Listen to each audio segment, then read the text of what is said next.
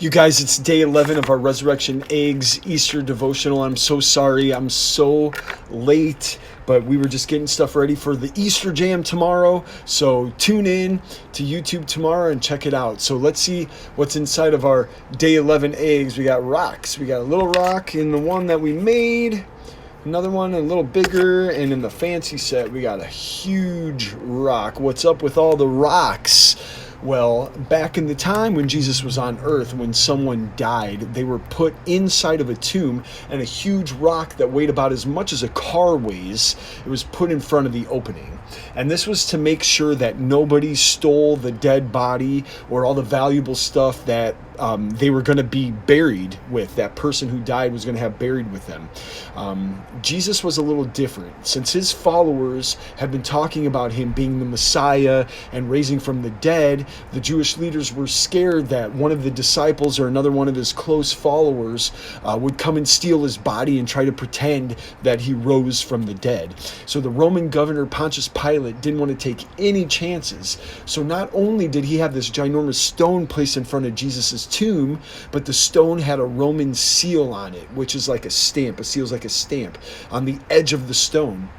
And if you moved it, it would break. And the penalty for breaking that seal was death. So if any of the disciples came and stole his body and they broke the seal, they would be put to death. But here's the thing. Pilate told the soldiers that were guarding it, if that seal got broken, they would lose their lives too. No one wanted this stone moved. Mary Magdalene, a close follower of Jesus, and his mother, Mary, they went to Jesus' tomb on Sunday morning after Good Friday.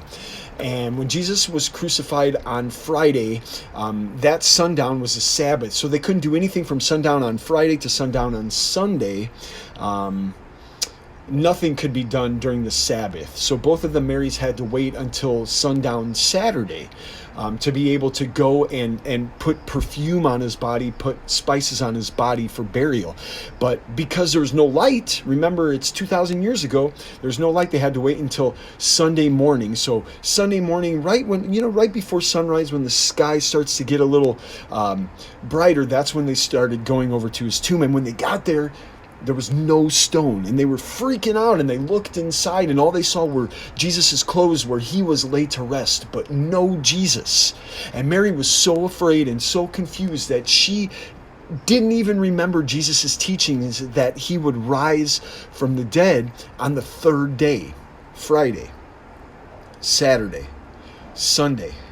So have you ever felt so afraid and confused that you couldn't even think about having faith in Jesus, let alone actually use his teachings?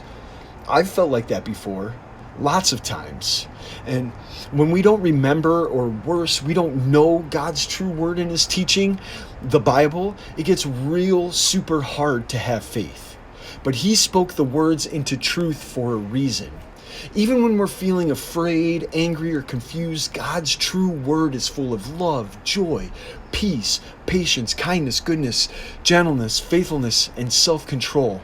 God's true word allows us to have faith and to feel hope, courage, and to have direction in our lives.